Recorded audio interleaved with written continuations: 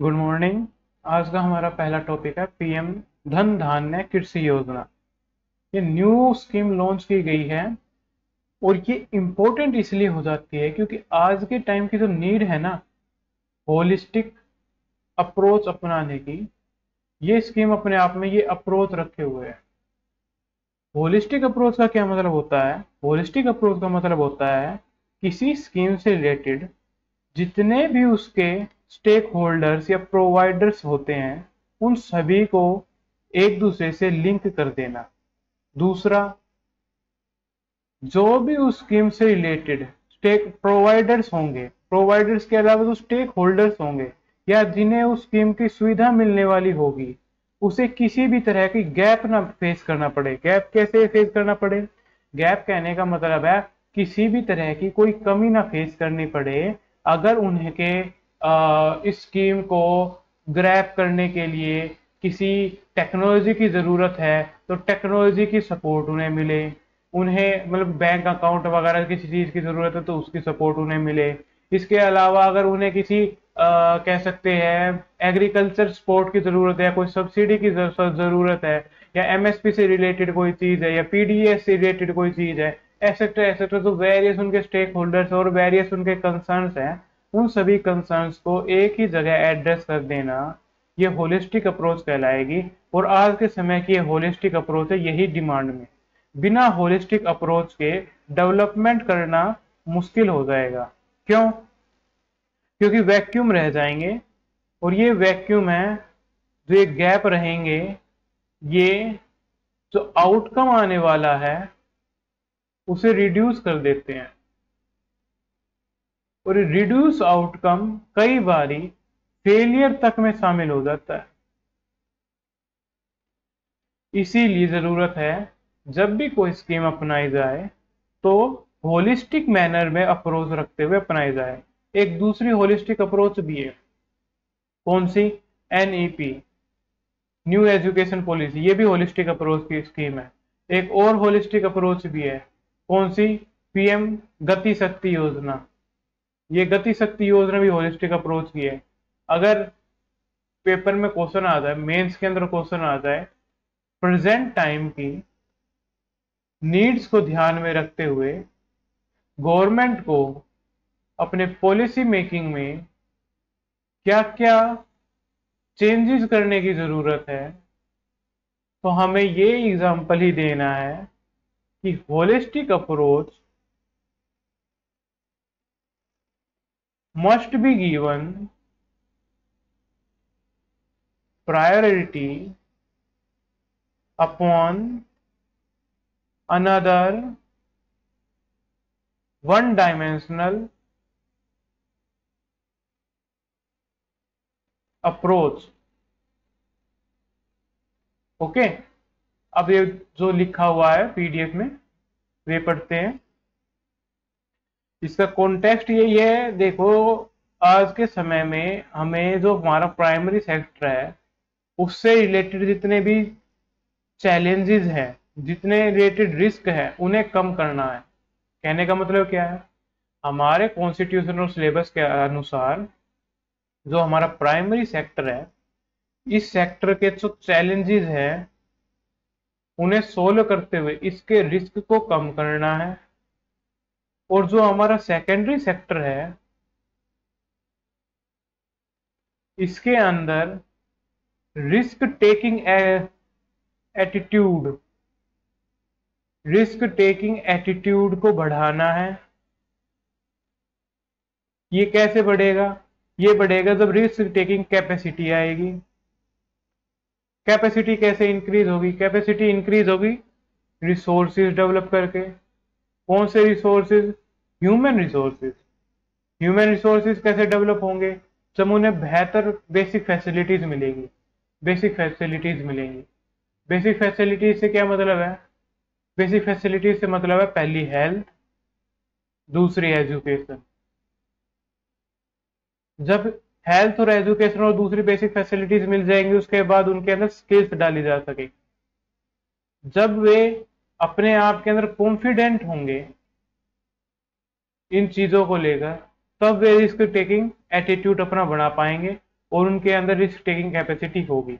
इसीलिए हमें secondary sector के अंदर तो रिस्क टेकिंग एटीट्यूड को बढ़ाने की जरूरत है, बट जो प्राइमरी सेक्टर है उसके अंदर चैलेंजेस को सोल्व करने के लिए, चैलेंजेस को अपॉर्चुनिटी में चेंज करने के लिए रिस्क को कम करने की जरूरत है। क्यों? क्योंकि प्राइमरी सेक्टर के अंदर जो काम कर रहे हैं, पहली बात तो वे अपने वो जो वे किसान है, वे गांव के किसान, उन गांव के किसानों का एटीट्यूड इस तरह बनाना होगा ताकि वे कृषि से दूर ना भागें, कृषि के अंदर ही काम करते हुए कुछ वेरियस क्या कहते हैं, कृषि के अंदर ही डेवलपमेंट करने की कोशिश करें। डेवलपमेंट से क्या मतलब है?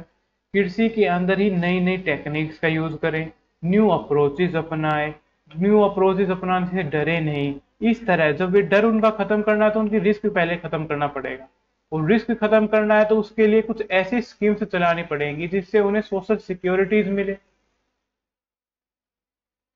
सोशल सिक्योरिटीज मिले।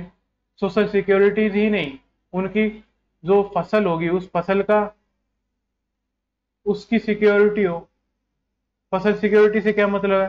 फसल का बीमा हो यार। फसल बीमा के अलावा एमएसपी बेहतर ढंग से, टाइम से, कोऑर्डिनेटेड मैनर से मिले, और जो बाद में एमएसपी वगैरह के अलावा जो दूसरी सब्सिडीज है वे ठीक से मिले, उर्वरक सब्सिडीज वगैरह सब्सिडीज जो मिलती है। फिर जो प्राइमरी सेक्टर सिर्फ इसी से संबंधित नहीं है, एग्रीकल्चर के अलावा एनिमल रियरिंग भी होता है। तो एनिमल रियरिंग के हेल्प के लिए पहले तो जो वैक्सीनाइजेशन है, अगर कोई बीमारी एनिमल्स में फैल रही है तो वे लगे। दूसरी, वैक्सीन के अलावा अगर उनके पास फूड सिक्योरिटी नहीं है तो इसके लिए पीडीएस से हेल्प मिले। तो पीडीएस की चैलेंजेस यहाँ पे देख रहे होंगे। पीडीएस के चैलेंजेस क्या है? पीडीएस का चैलेंजेस है बफर स्टॉक का। बफर स्टॉक को पूरा कहां से करेगा? जब एग्रीकल्चर के अंदर प्रोडक्शन ज्यादा होगा तब होगा, तो ले दे के फिर एग्रीकल्चर के ऊपर आ जाता है। इसलिए जो हमारे देश का आधार है ना, वो आधार बनता है एग्रीकल्चर से। यही एग्रीकल्चर है जो आगे बफर स्टॉक के अंदर ई टेक्नोलॉजी अपनाने के लिए कहा जाता है। ई टेक्नोलॉजी, ई मिशंस और टेक्नोलॉजिकल मिशंस भेजने, फिर एनिमल रियरिंग वगैरह। अगर आप अपना सिलेबस पढ़ोगे बिल्कुल इसी सीक्वेंस के अंदर है। आपका सिलेबस खुद कहता है कि एग्रीकल्चर हमारे देश का आधार है, तो ऐसी स्कीम्स बनाए जाने की जरूरत है जिससे सभी एग्रीकल्चर के जो स्टेक होल्डर्स है वे फायदा उठा सके, ताकि उनके फियर कम हो। फियर कम होगा, वे उस एग्रीकल्चर को करने के लिए रुचि लेंगे, रुचि लेंगे तो आगे चलकर उसका एग्रीकल्चर के अंदर प्रॉफिट भी होगा। अब पढ़ लेते हैं कॉन्टेक्स्ट क्या है। कॉन्टेक्स्ट ये है कि यूनियन कैबिनेट ने has approved the PM Dhan Dhanya Krishi Yojana, a massive integrated farm development programme merging 36 schemes from 11 ministries. It was announced in the Union Budget 2025-26. इसके की फीचर्स क्या है?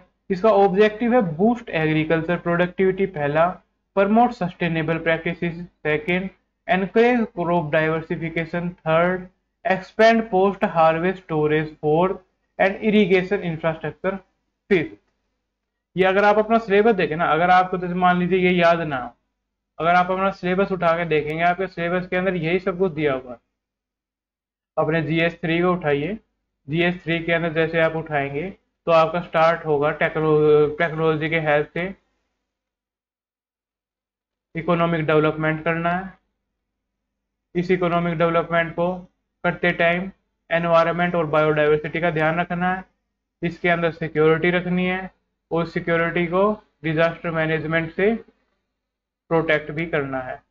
और जब इसे ये तो ऊपर की हेडिंग होगी, जब इसे अब आप जब ज्यादा डिस्कस से देखेंगे ना, नीचे का जो लिखा हुआ है मेंस के सिलेबस के अंदर वे पूरा पढ़ेंगे, तब उसके अंदर आप पाएंगे एग्रीकल्चर सेक्टर के अंदर ही पहले मेजर क्रॉप्स की बात की जाती है।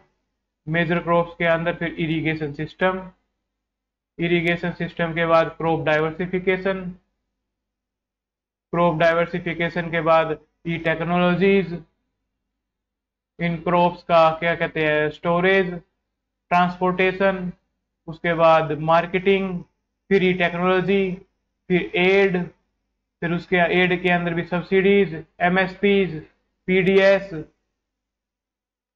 पीडीएस के बाद में फिर आएगा buffer stock, food security, technological missions. जब आप ये टेक्नोलॉजिकल मिशन देख लेंगे उसके बाद आएगा एनिमल रियरिंग, यानी economics of animal rearing, rearing.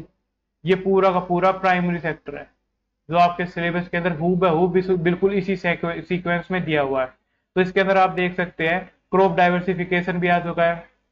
इसके अलावा पोस्ट हार्वेस्ट स्टोरेज, स्टोरेज भी आपके सिलेबस में मेंशन है। इरिगेशन इंफ्रास्ट्रक्चर, इरिगेशन इंफ्रास्ट्रक्चर भी आपके सिलेबस में मेंशन है। सस्टेनेबल प्रैक्टिसेस, जब आप इकोनॉमिक डेवलपमेंट करोगे तो एनवायरनमेंट और बायोडाइवर्सिटी को कोई खतरा नहीं होना चाहिए, सस्टेनेबल डेवलपमेंट भी मेंशन है। इसके अलावा एग्रीकल्चर प्रोडक्टिविटी के ऊपर ध्यान देना है, तो उसी के लिए टेक्नोलॉजिकल मिशन वगैरह भेजे जा रहे हैं और मेजर क्रॉप्स के ऊपर भी ध्यान दिया गया है। पूरा का पूरा सिलेबस के अंदर ये सभी के सभी पॉइंट्स आपके मेंशन है। अगर आपको कोई स्कीम से याद ना हो तो अपने सिलेबस को उठाकर देख लिया करो, आपका सिलेबस आपकी हर चीज, हर मांग की पूर्ति कर देगा।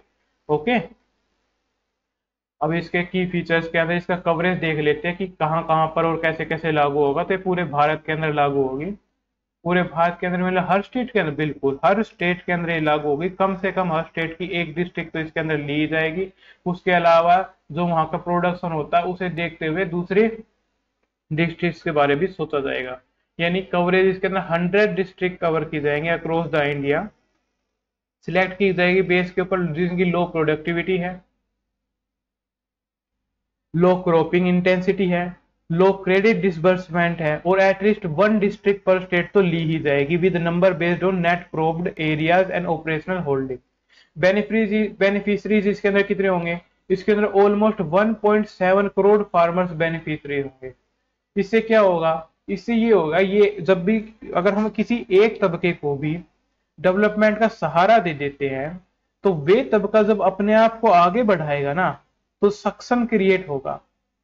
जब ये सक्शन क्रिएट होगा तो जैसे वे यहां से अपने आप को ऊपर उठाते हुए मेन स्ट्रीम के अंदर ले गया है, तो यहाँ पर उस जहां से वे उठाया सक्शन क्रिएट होगा, और वे सक्शन वाला एरिया होता है ना, वे दूसरे लोगों को या दूसरे सेक्टर, दूसरे जो स्टेक होल्डर्स है उन्हें अट्रैक्ट करता है।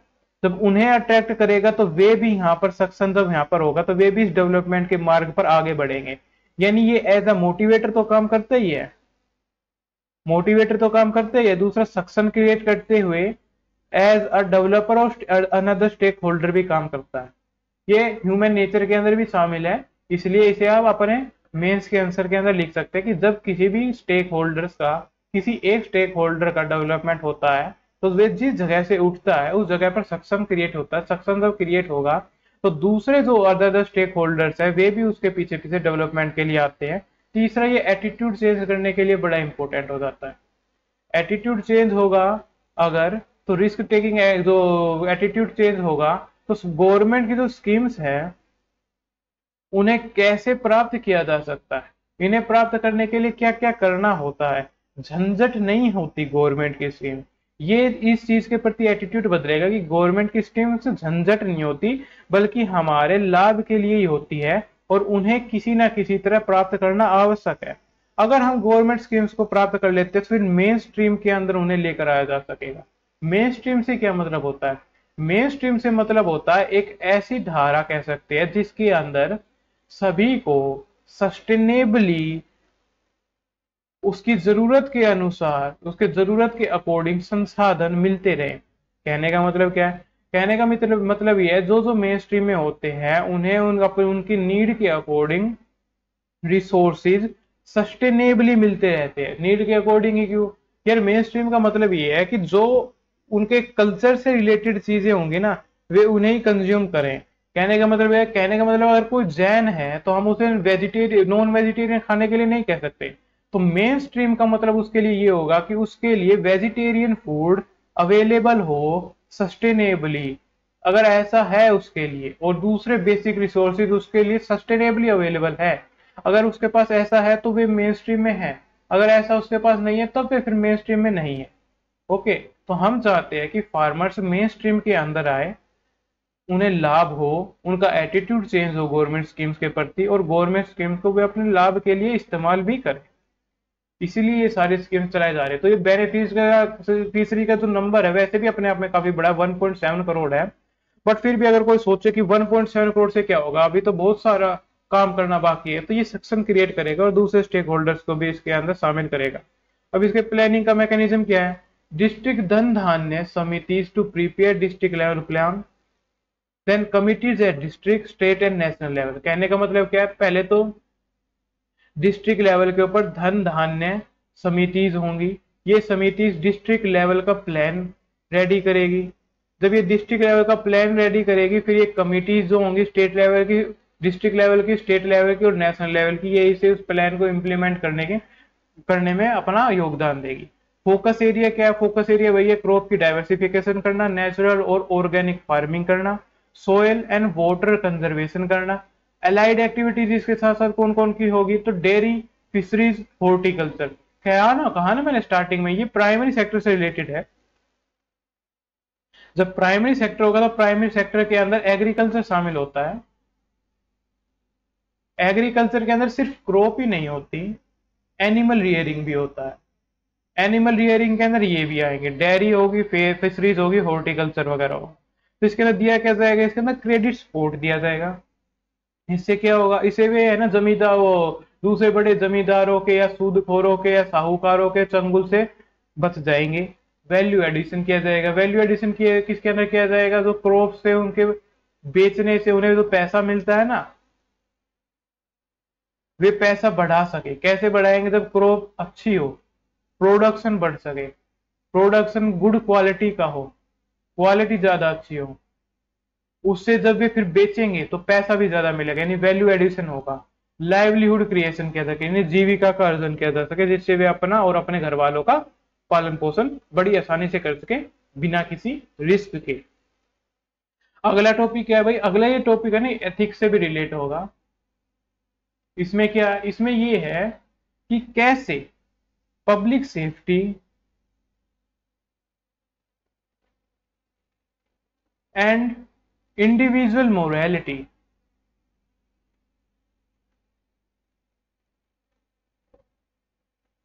इन दोनों को सुप्रीम कोर्ट ने बैलेंस किया है। ये जो बैलेंस किया गया है ना, ये बैलेंस ही आज हमें इस एग्जाम्पल में देखना है। कहने का मतलब क्या है? कहने का मतलब यह है, जो स्ट्रे डॉग्स है, अगर इनकी नंबर बढ़ते हैं तो इनसे पब्लिक सेफ्टी को खतरा हो सकता है। बट इसका मतलब ये नहीं है कि स्ट्रे डॉग्स को मार दिया जाए या भूखा छोड़ दिया जाए, या जो लोग इनकी सेवा करना चाहते हैं उन्हें करने से प्रतिबंधित कर दिया जाए। तब सुप्रीम कोर्ट ने कहा है, अगर आप चाहते हैं, अगर आप इस चीज के प्रति इंडिविजुअल मोरालिटी दिखाते हैं, तो स्ट्रे डॉग्स को अपने घर के अंदर शेल्टर देना। मना कौन कर रहा है? शेल्टर दीजिए, शेल्टर देने के बाद उन्हें खाना पानी दीजिए, उन्हें रहने की जगह दीजिए, उनकी देखभाल कीजिए अपने घर के अंदर शेल्टर बना के। बट जब आप ये सारी की सारी चीजें बाहर करते हैं और इनका इनरेगुलेटेड ढंग से पॉपुलेशन बढ़ जाती है, तो वे पॉपुलेशन आगे चल के पब्लिक सेफ्टी को डैमेज करेगी। पब्लिक सेफ्टी से क्या? फिर ह्यूमन लाइफ को डैमेज करेगी।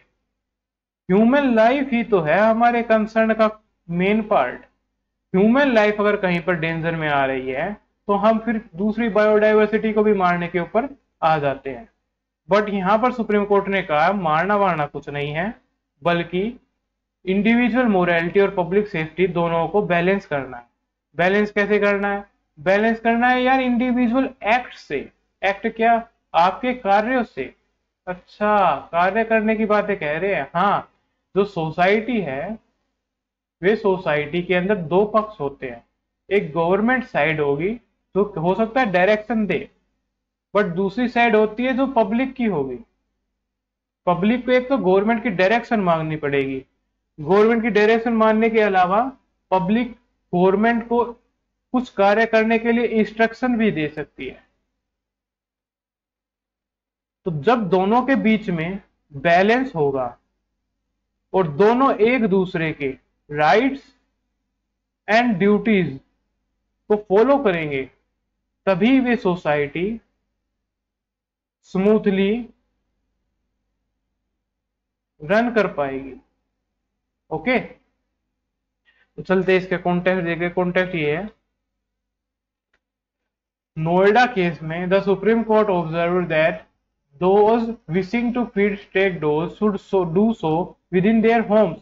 The court balanced public safety and animal compassion amid rising attacks by stray dog. की सुप्रीम ऑब्जर्वेशन क्या है? advises feeders to open private shelters at home। ये हाईलाइट करता है public safety risk for morning walkers, cyclist, two wheeler riders, call for reasonable balance between compassion and urban safety. ये compassion क्या है? जब आप अपना जीएस कोड देखोगे तो करुणा, वंचित वर्गों के प्रति करुणा, वंचित वर्गों के प्रति करुणा, कंपैशन टुवार्ड्स वीकर सेक्शन, ये आपके सिलेबस में मेंशन है, यह आपके सिलेबस से डायरेक्ट लिंक हो रहा है। दूसरा अर्बन सेफ्टी, ये आपके जीएस 3 में मेंशन है। कौन कौन सी सेफ्टी दी गई है? Internal security,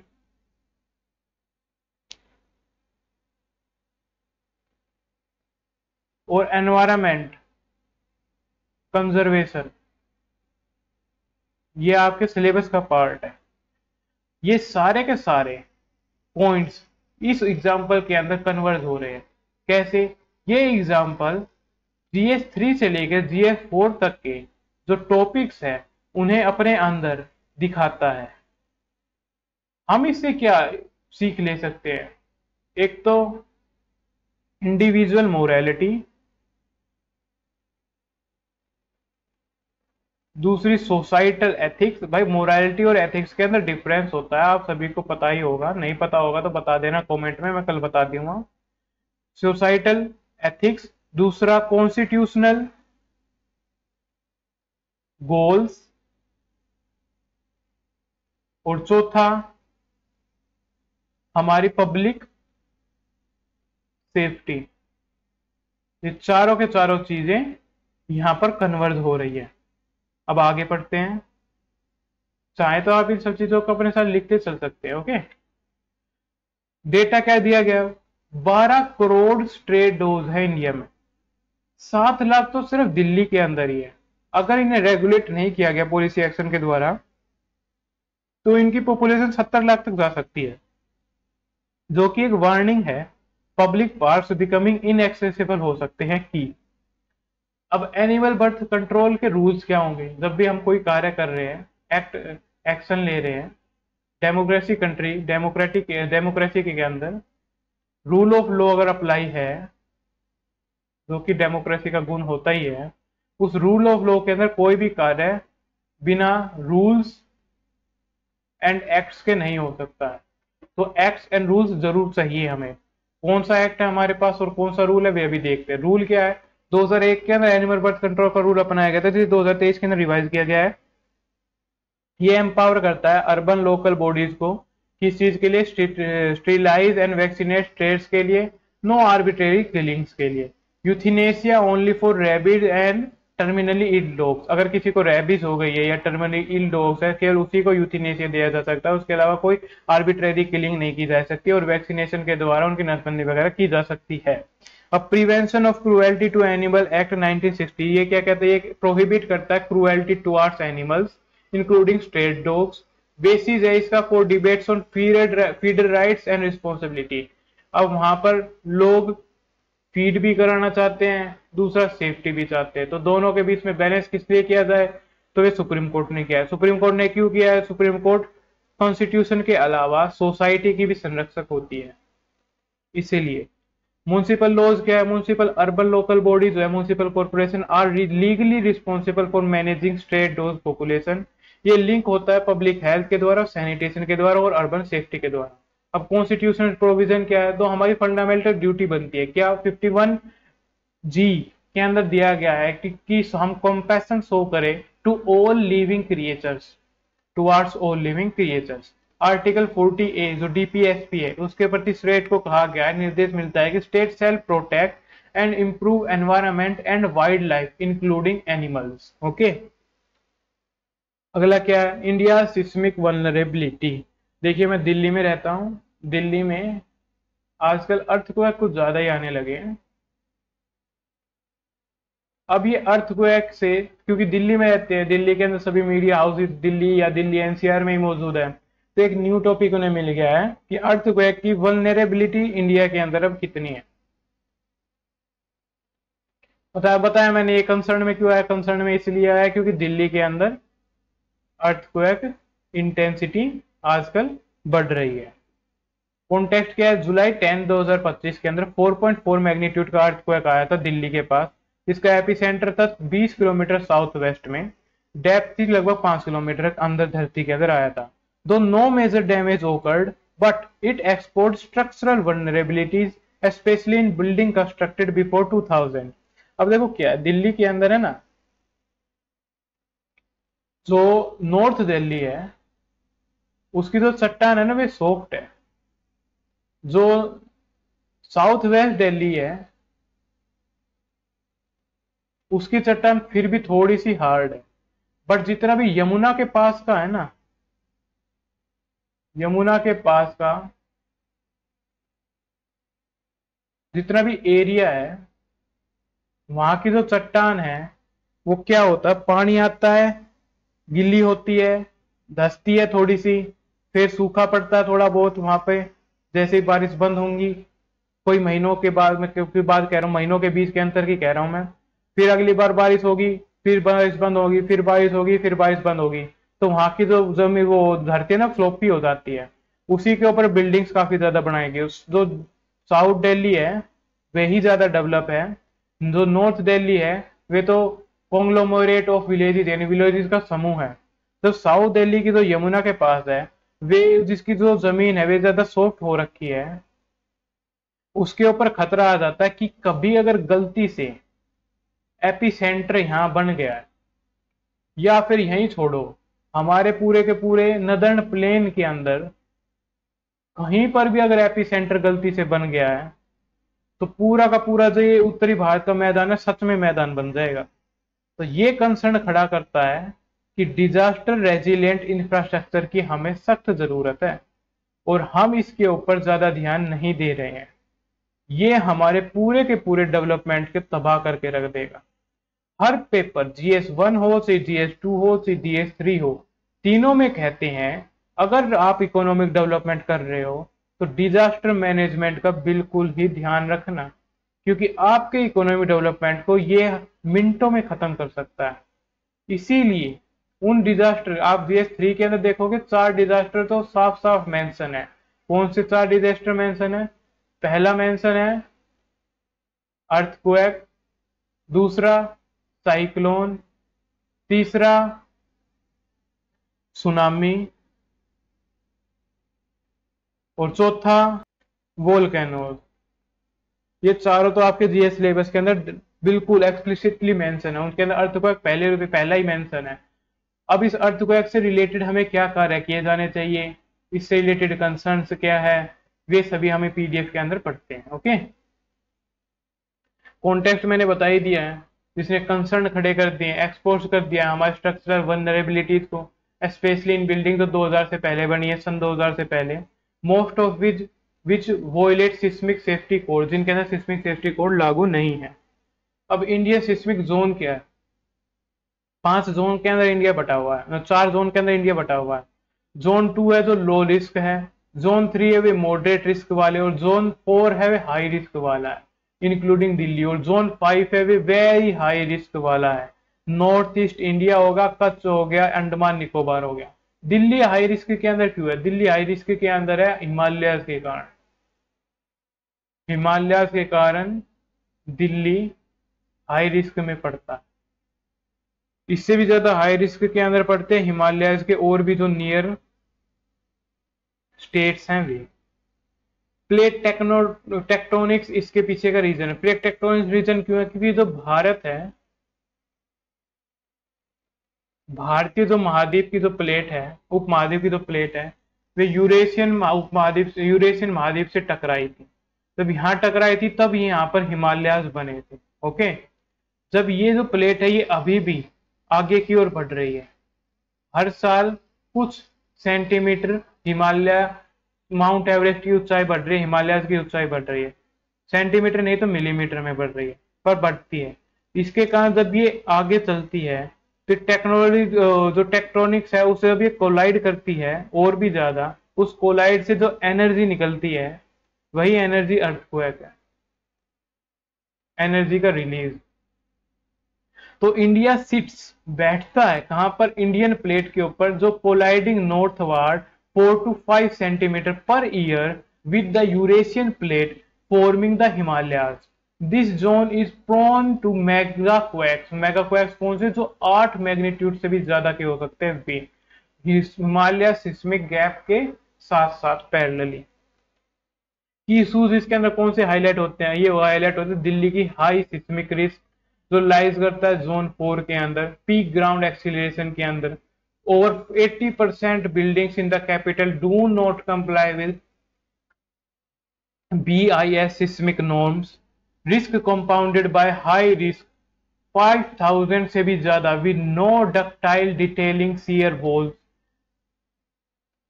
liquefaction prone soils in east Delhi and population density है 33.5 मिलियन। ये सभी के सभी अपने आप में कंसर्न को बढ़ा देते हैं। अब रीजनल सिस्मिक एक्टिविटी 2025 के अंदर जो अर्थक्वेक आए हैं वे देख लेते हैं। म्यांमार थाईलैंड के 7.7 मैग्नीट्यूड का है, तिब्बत में 5.7 मैग्नीट्यूड का है जिसने सिक्किम को भी इफेक्ट किया था, ग्रीस के अंदर 6.2 मैग्नीट्यूड का है, इंडियन म्यांमार बॉर्डर के अंदर मल्टीपल ट्रिमर्स हुए हैं, चिली के अंदर, इक्वाडोर के अंदर, इंडोनेशिया के अंदर सिस्मिक क्लस्टर्स हुए हैं। तो ग्लोबल टेक्टोनिक अनरेस्ट मौजूद है। भुज के अंदर हिस्टोरिकल एग्जांपल क्या है, भुज के अंदर आने वाला 2001 का अर्थक्वेक जिसमें लगभग 20,000 से भी ज्यादा लोग मारे गए थे। नेपाल के गोरखा के अंदर जो क्वेक आया था वे, और कंगरा जो कि हिमाचल प्रदेश के अंदर है वहां भी जो 1905 के अंदर 8 मैग्नीट्यूड का अर्थक्वेक आया था वे। पॉलिसी एंड प्रिपेयर्डनेस क्या होनी चाहिए, तो एनफोर्समेंट फेलियर, एनफोर्समेंट का फेलियर है, अर्बन वल्नरेबिलिटी है, मॉनिटरिंग है, ये बढ़ाई जानी चाहिए। रिकमेंडेशन क्या है, इंफ्रास्ट्रक्चर और रिट्रोफिटिंग करनी पड़ेगी, स्टील जैकिंग करनी पड़ेगी, डीप पाइल फाउंडेशंस बनाने पड़ेंगे, बेस आइसोलेशन करना पड़ेगा इन हाई रिस्क जोन के अंदर। इसके अंदर एस्टिमेटेड कॉस्ट आएगा 50,000 करोड़ का एनुअली। एरिया स्पेसिफिक अप्रोच अपनाने की जरूरत है। जो गुवाहाटी जो कि जोन 5 के अंदर आती है उसे अवॉइड करना पड़ेगा, फ्लड प्लान से अडोप्ट करना पड़ेगा एक earthquake resistant planning.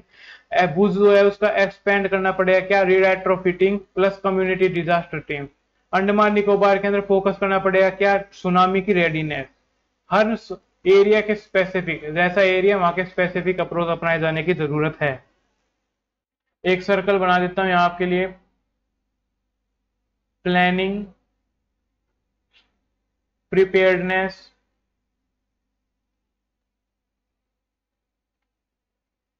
Rescue, relief, ये सर्कल बनेगा क्या। पहले प्लानिंग करके चलो, मिटिगेशन करने की कोशिश करो इसमें कि डिजास्टर ना ही आए, बट हमारे कंट्रोल में नहीं है, तो प्रिपेयर्डनेस करके चलो। प्रिपेयर्डनेस करके चलेंगे किस चीज के लिए, कि जब जैसे डिजास्टर आए तो उसका रेस्क्यू कर सके और बाद में उसमें रिलीफ प्रोवाइड करा सके वहां के लोगों को, ताकि नॉर्मल लाइफ को दोबारा से स्टार्ट किया जा सके। तो ये पूरा सर्कल आपको ध्यान रखना है। कंक्लूजन क्या निकलता है, कंक्लूजन ये है कि दिल्ली का जो ये ट्रेमोर आया है ये एक रिमाइंडर है, ये कोई आउटलायर नहीं है। With Himalayan stress building, India must urgently enforce seismic safety, retrofit critical infrastructure and promote public awareness. प्रीपेयर्डनेस कोई ऑप्शनल नहीं है, ये मोरल है, स्ट्रक्चरल है और कॉन्स्टिट्यूशनल है, क्योंकि इसके साथ लाइफ, ह्यूमन लाइफ जुड़ी है और ह्यूमन लाइफ का कोई सब्सटीट्यूट नहीं होता ना। Let's India next tremor find a nation ready not ruined. बहुत ही अच्छा कंक्लूजन है, इसे आप जरूर ध्यान रखें। अगला है myth of reinforced one front war. थोड़े दिन पहले भी हमने बिल्कुल यही टॉपिक कवर किया था हमारे सेशन के अंदर। उसमें कहा क्या गया है, कहा यह गया है, आज तक हम मानते थे कि 2 फ्रंट वॉर होगी, टू फ्रंट वॉर होगी, उसका मतलब क्या है, हम मानते थे कि चाइना एंड पाक दो अलग अलग, एक भी लड़ाई करेगा तो दूसरा अपना मोर्चा खोल देगा, दो फ्रंट से हमें इन दोनों को निपटना पड़ेगा। बट अब कंसर्न क्या है, अब कंसर्न ये हुआ था अगर किसी भी एक ने किया हमला तो दूसरा फ्रंट ना भी खोले तो भी उसका सपोर्ट ये इतना देगा अपने इंटरनली कि वे दो टू फ्रंट वॉर के जैसा ही प्रभाव रखेगा। कहने का मतलब क्या, कहने का मतलब यह जैसे कि अभी हमने ऑपरेशन सिंदूर के अंदर दिया है, लड़ाई पाकिस्तान के साथ हो रही थी, पर पाकिस्तान को पूरा पूरा इंटेलिजेंस सपोर्ट चाइना से मिल रहा था। तब चाइना की जो बैकिंग पाकिस्तान को मिली है उसने एक नया फ्रंट यानी नया एक एटीट्यूड यानी नया डायरेक्शन हमें बता दिया है कि किस तरह साइड दिशा में फ्यूचर के अंदर वॉर जा सकती है। तो यही पढ़ना है कि कॉन्टेक्स्ट क्या है, growing defence cooperation between China and Pakistan including arms transfer, intelligence sharing and diplomatic cover has triggered speculations in Indian strategic circles about a potential reinforcement one front war scenario against India. Understanding क्या है threat की, nature of China-Pakistan partnership. China as Pakistan's principal arms supplier, including drones, missiles, naval platforms, satellite navigations via the Boidu, diplomatic shielding. China has repeatedly blocked anti-Pakistan sanctions at UN and limited tactical integration like joint militaries exists but fall short of NATO-style planning or interoperability. कहने का मतलब क्या है, कहने का मतलब ये है नाटो से अलग बट अपने आप के अंदर एक यूनिक बॉन्डिंग जो पाक और चाइना में दिख रही है, ये हमारे लिए एक नए तरह के युद्ध का कंसर्न खड़ा करती है जिससे निपटने की हमें जरूरत है। ओवरस्टेटेड थ्रेट क्या है, बट राइटर यहां क्या कहना चाहता है, राइटर यहां कहना चाहता है जो ये वन फ्रंट वॉर को इतना बढ़ा चढ़ाकर डराने की कोशिश की जा रही है तो ये ओवर थ्रेट है। ठीक है वन फ्रंट वॉर हो रहा है, ये एक दूसरे के साथ इंटेलिजेंस शेयरिंग कर रहे हैं, करने दीजिए, क्यों, क्योंकि इंडिया भी तो कर रहा है ना यार दूसरे देशों के साथ। इंडिया भी तो यूएस के साथ एग्रीमेंट किए हुए हैं, रशिया के साथ एग्रीमेंट किए हुए हैं, फ्रांस से अपने डिफेंस के टाइज अप किए हुए हैं, वेस्टर्न कंट्रीज से अपने टाइज अप किए हुए हैं, तो दूसरी कंट्रीज इंडोनेशिया को भी तो ब्रह्मोस बेच कर आया है। तो इसका मतलब ये नहीं है कि मिलिट्री सपोर्ट का मतलब ये नहीं होता कि जॉइंट वॉर प्लानिंग करेंगे। आर्म सेल्स और बैटलफील्ड की जो परफॉर्मेंस की जो मॉनिटरिंग है वे कॉमन है इन डिफेंस रिलेशनशिप में, लाइक यूएस इजराइल करते हैं, इंडिया फिलीपींस करते हैं। डिफेंस जो स्ट्रेटेजिक ऑब्जेक्टिव्स होते हैं, लेकिन पाकिस्तान का क्या है, existential rivalries with India. China का क्या है, seek regional containment of India but prioritize करता है rivalry with the US. China India के साथ राइवलरी प्रायोरिटाइज नहीं करता, यूएस के साथ करता है, बट इंडिया के जो हमारा इंडियन कॉन्टिनेंट है उसके अंदर अपना हेजेमनी जरूर चाहता है। तो इसलिए पाकिस्तान को आगे करके, पाकिस्तान को सपोर्ट करके इंडिया को कमजोर करना चाहता है। No public Chinese commitment to join Pakistan in war against India. Chinese ने कोई पब्लिक कमिटमेंट नहीं किया कि वे पाकिस्तान का साथ देगा इंडिया के खिलाफ वॉर के अंदर, इसीलिए ये सामने से आकर मदद भी नहीं करता है, पीछे पीछे छुप छुप के करता है। Why the reinforced one front war framing is flawed, यानी ये जो वन फ्रंट वॉर का जो दिखाया जा रहा है वो इससे डराया जा रहा है, थ्रेट बढ़ाया जा रहा है, ये फ्लॉड कैसे है। encourages exaggerated threat perceptions over militarized posture by India, risk strategic rigidity and financial strain, ignore करता है चाइना का interest in escalation control and avoid करता है डायरेक्ट मिलिट्री इन्वॉल्वमेंट को, और रिड्यूस करता है room for diplomatic engagement with China during crisis. ये राइटर कह रहा है कि इसे अब दूसरे नजरिए से देखने की जरूरत है। स्ट्रेटेजिक रियलिटी क्या है इंडिया के लिए, रियलिटी ये कि जो चाइना और पाकिस्तान का जो नेक्सस है ये फॉर्मिडेबल है बट एसिमेट्रिक पार्टनरशिप है। चाइना जो है वे इनेबल्स करती है पाकिस्तान को to be more capable local rival without sharing combat risk. Risk को कॉम्बैट में शेयर करना नहीं चाहता है, बट ये एक ऐसा लोकल राइवल बनाना चाहता है जो मोर कैपेबल हो लड़ने के लिए इंडिया से। India must prepare for dual front contingencies but avoid assuming operational unification. India को अब ड्यूल फ्रंट कंटिजेंसीज के लिए भी तैयार रहना चाहिए, बट अवॉइड करना चाहिए ये अज्यूम करना कि ऑपरेशनल यूनिफिकेशन होगा, यानी वे दोनों एक साथ मिलके एक ही वॉर, वन फ्रंट वॉर के अंदर लड़ेंगे। वे फॉरवर्ड किया है इंडिया के लिए, balance strategic posture, strategic poster को बैलेंस करे, प्रिपेयर करे for collusive threats but retain करे flexibility and scalability in force deployment, diplomatic engagement को बढ़ाए, leverage China's reluctance for escalation to contain crisis, dehyphenate Pakistan and China in external policy where feasible, and intelligence and technology का upgradation करे, improve करे detection of cross border linkages and supply chain में की जो dependency है China के ऊपर, investment in AI, drone and counter measures and cyber capabilities, avoid करे डॉक्ट्रिनल ओवररीच, मतलब प्रिवेंट करे self fulfilling prophecy by not prematurely framing in every India Pakistan crisis as China bait, हर इंडिया पाकिस्तान क्राइसिस को China back ना देखें। Conclusion क्या है, while China's growing support for Pakistan is strategically consequential, India must assess it through clear-eyed realism, not rhetorical alarmism. The real threat lies in asymmetric empowerment, not unified confrontment. Conclusion काफी अच्छा, आप चाहे तो अपने answers में से लिख सकते हैं।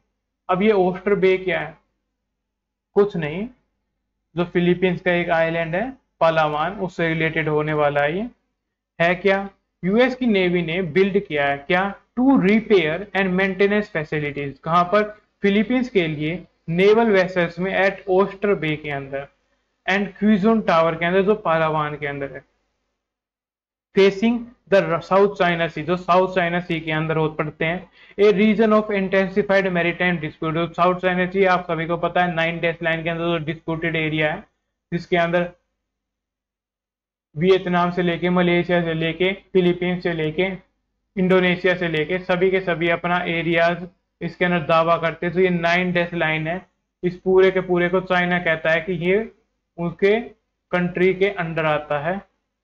ये जो डिस्प्यूटेड रीजन है इसके अंदर यूएस ने और डिस्प्यूट बढ़ाने के लिए रिपेयर और मेंटेनेंस फैसिलिटीज बना दी है फिलीपींस के लिए। ओस्टर बे क्या, ये स्ट्रेटेजिकली लोकेटेड है कल्याण आइलैंड के और स्पार्टले आइलैंड के, मतलब कल्याण आइलैंड का जो ग्रुप है ना, जिसको स्पार्टले आइलैंड का पार्ट जो फिलीपींस के अंदर है, वहां पर स्ट्रेटेजिकली लोकेटेड है।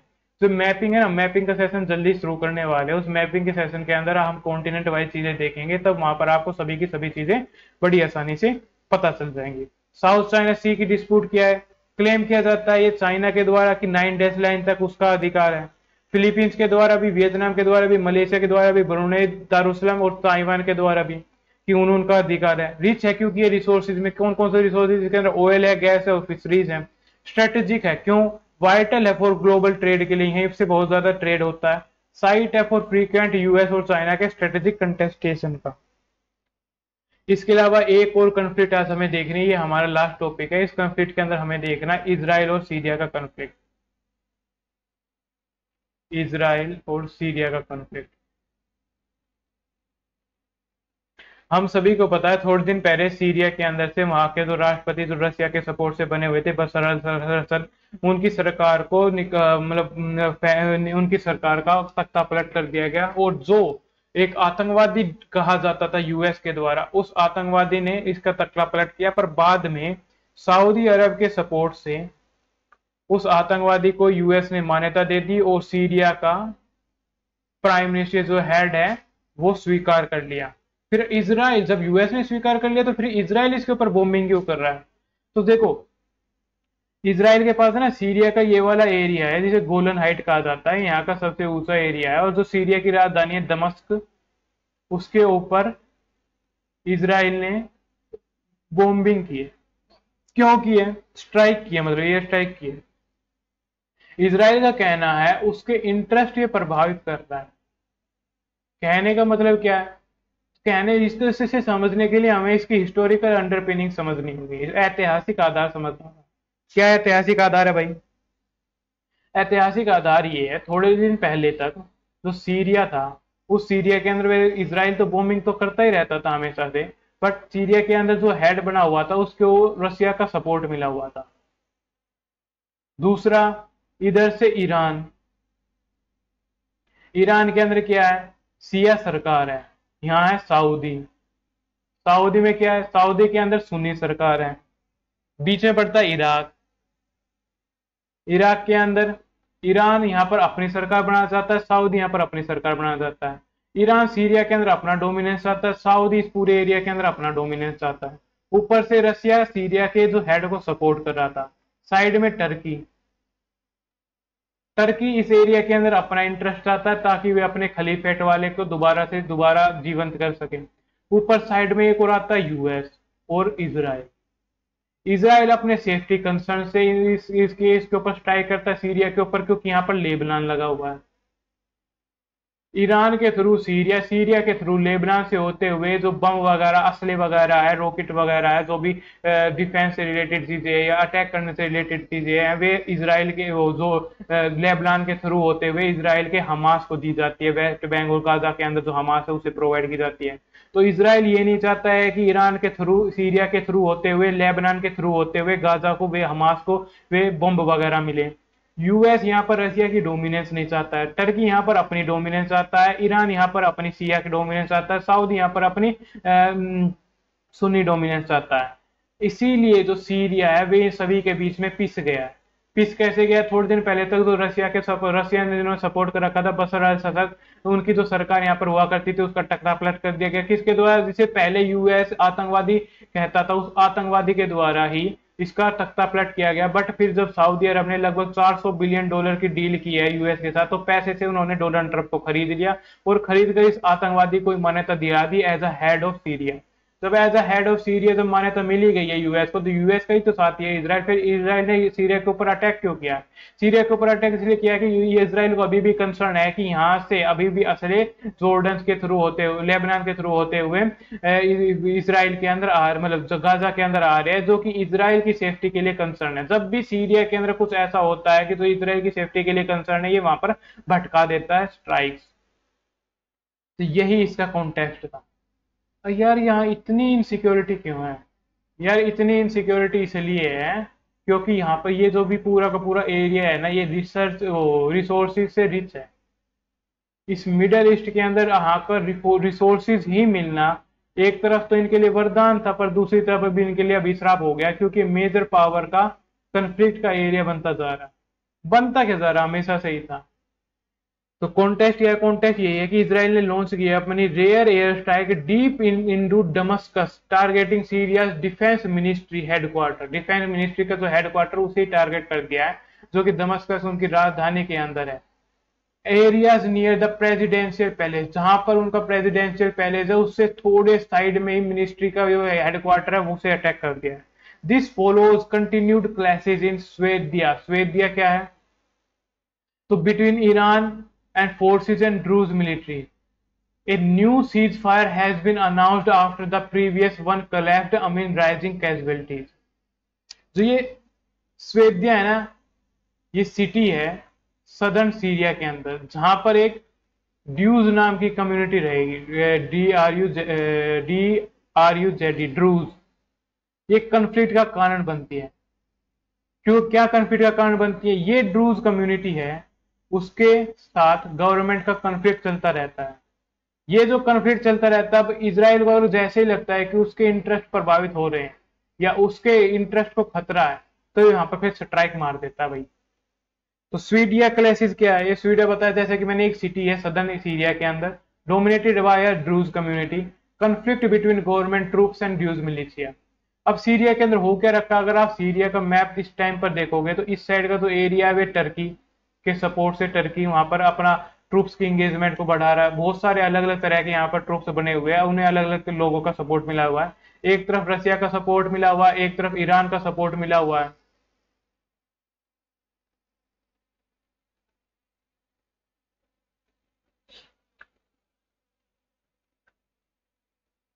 एक तरफ साइड से वो इजराइल एरिया को कब्जाता जा रहा है, और दूसरी तरफ जो बचा कुचा एरिया है उनके गवर्नमेंट के पास, और दूसरी तरफ ये द्रूज एरिया। यानी इतने सारे पार्ट्स के अंदर आजकल सीरिया बटा हुआ है। एक नई सोवरन कंट्री नहीं बन पा रहा है, और ना ही एक यूनाइट कंट्री बन पा रहा है।